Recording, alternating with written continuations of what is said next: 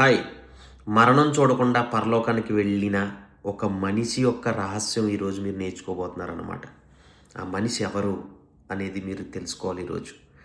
మరణము చూడకుండా పరలోకానికి వెళ్ళిన మనిషి. మీరేం చేయాలి మరి? వెంటనే సబ్స్క్రైబ్, కామెంట్. Thank you. అయితే నిజంగా ప్రేయర్ఫుల్గా మనం ఈరోజు ఒక మాట నేర్చుకుందాం.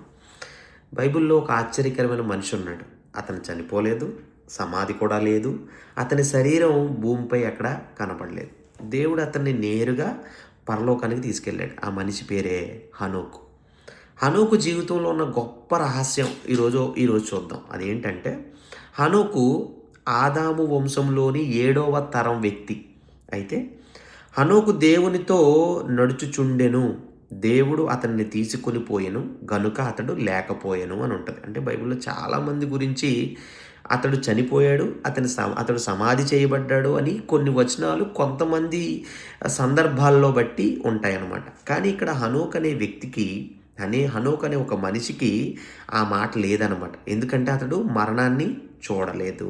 ఇక్కడ హనోకు దేవునితో నడిచాడు అంటే ఇది ఒక కేవలం ప్రార్థన చేసిన మనిషి కాదు, దేవునితో దగ్గర సంబంధం కలిగిన మనిషి. చూడండి, చాలా దగ్గరగా కలిగిన మనిషి. విశ్వాసమును బట్టి హనోకు మరణము చూడకుండా కొనిపోబడెను అని ఉంటుంది. అయితే ఇక్కడ అసలు రహస్యం ఏంటంటే, హనోకు దేవునికి అత్యంత ప్రియమైన వాడయ్యాడనమాట. దేవుడు అతన్ని భూమి నుండి నేరుగా తన దగ్గరికే తీసుకున్నాడు. ఇది జడ్జిమెంట్ ముందు జరిగిందనమాట. ఎందుకంటే హనోకు కాలంలో పాపం చాలా పెరిగింది.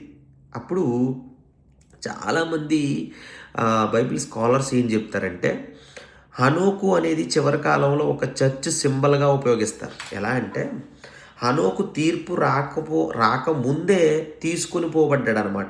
అందుకే చాలామంది విశ్వాసులు జీసస్ వచ్చే ముందు మనము కూడా అటువంటి రీతిగానే తీసుకొని పోబడతాము అని ఒక ఆలోచనతో ఉంటుందన్నమాట. అందుకే మేఘముల మీద ప్రభువును ఎదుర్కొనుటకు కొనిపోబడుదుము అని ఉంటుంది. అయితే హనోకు దగ్గర పెద్ద ఆర్మీ లేదు, సంపద లేదు, రాజ్యం లేదు. కానీ అతనికి ఒక గొప్ప విషయం ఉంది, దేవునితో సంబంధం ఉంది. ఈరోజు ప్రశ్న ఏంటంటే, మనం దేవునితో నడుస్తున్నామా, లేక కేవలం ఓ చర్చికి వెళ్ళి ఒక ఏదో సింబాలిక్గా వెళ్ళి వచ్చేస్తున్నామా? హనోకు జీవితం చెబుతుంది, దేవునితో నడిచే వారిని దేవుడు ఎప్పటికీ విడిచిపెట్టడు. నిజం. మీ జీవితాల్లో దేవుడు కావాలా, మనుషులు కావాలా అనేది మీరు నిర్ణయించుకోండి. దేవుడితో నడిస్తే అందరికన్నా ముందు దేవుడి పక్కన నువ్వే ఉంటావు.